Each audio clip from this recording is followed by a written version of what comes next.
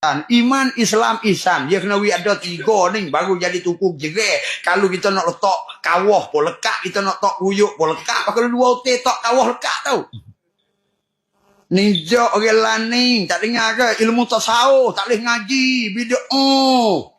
Ilmu tasawuf. Padahal tak ada tasawuf, tak ada baik hati sampai podi jadi selerok lipah pada cor terosak. Ni anak apa buruk kena belajar. Buku tak ada baiki hati tu. Dia apabila raja rusak, rakyat pun rusak. Muka pula jebel. Pakai jemi mata buat jatuh sebelum duduk bawah giling tengok. Tunjuk kata perangai takabur tengok pergi. Anak mengajar ke, no, dia ada takabur. Iblis ni aleng pada mana-mana lagi. Tapi boleh jadi kafir sabit po. Tuhan kafir ke dia. Sabit po. Sabit takabur tak mau sujud ke adik.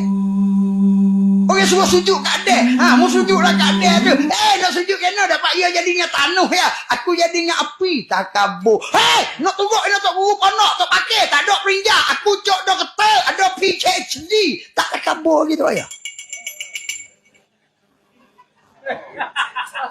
Kasar kelik. Tak ada kira dah ya dah. Kuam jing ke kuam jing ayah.